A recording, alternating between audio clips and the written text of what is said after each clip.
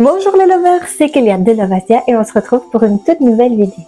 Aujourd'hui, on va parler de l'anime Nodopt Hines qui est sorti sur la plateforme de Netflix. Cette série chinoise est produite par les studios Bilibili. Elle comprend 2 saisons de 24 épisodes chacun et chacun des épisodes dure entre 12 et 15 minutes. Elle est sortie en 2022. Cette série est du genre comédie, romantique, historique et transmigration. Le dessinateur n'est autre que Yuzi Jiaozi et le scénariste est Liu Qianmei.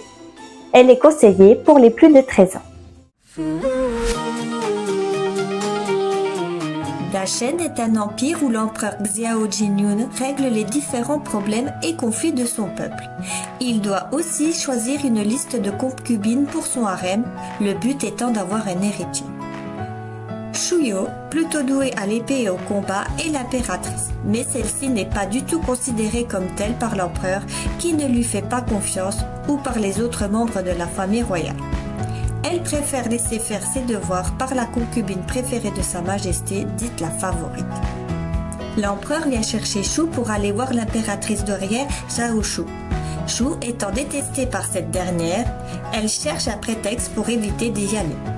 Ji-Yoon lui demande aussi de choisir la liste de ses prétendantes.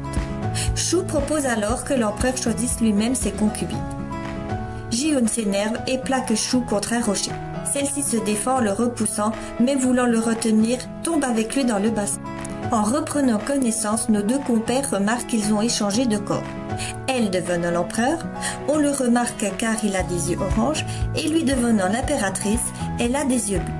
Ne comprenant pas comment cela s'est produit, ils font appel à l'astrologue impérial Luo Henging afin qu'il trouve une solution pour rétablir la situation. En attendant, Shu doit jouer le rôle de l'empereur et Ji-Yoon celui de l'impératrice sans se faire remarquer. Ils vont découvrir chacun de leur côté les responsabilités et les problèmes de l'autre et constater que cela n'est pas facile. L'empereur doit résoudre les différents problèmes de l'empire Dachen et Shu n'est pas du tout apte pour ce travail.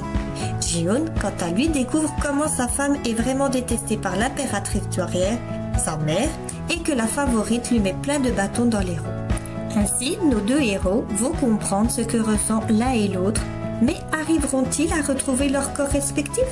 Je vous laisse aller voir les autres épisodes.